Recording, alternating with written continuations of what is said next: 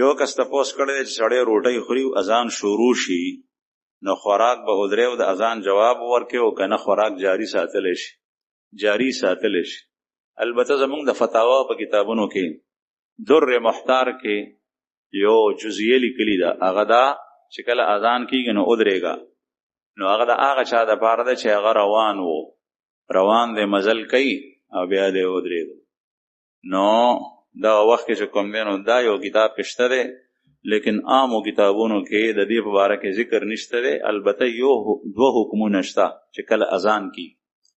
د اذان په دوران کې یو حکم دا دی چې د اذان جواب ورکو، مجیب یې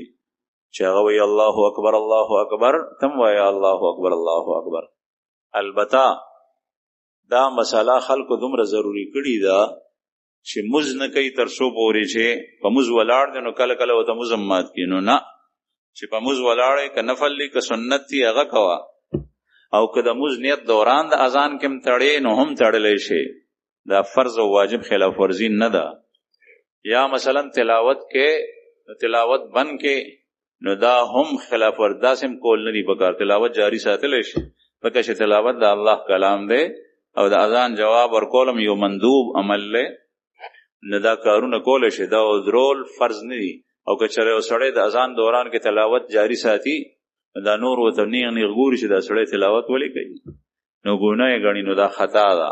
دغه وخت کې کولی شي. البته د اذان په وخت کې چې اوزګار یې بل نیک عمل کې نه مبتلا نو اذان جواب ورکو، یا د دنیا کار کې نو لغون ایثار شه ودرېږه په کلاره جواب ورکو. دویم حق دا دی چې کله اذان وشي نو اوس فورن پاسه او د مزد لپاره ځان تیارو، هغه جواب لفظي شو او دا جواب عملی دی، یعنی سعی شروع کا، که ته بیا اودس وې نو اودس وکړه، او که ته جماعت ته نه تللی نو جماعت ته لاړ شه.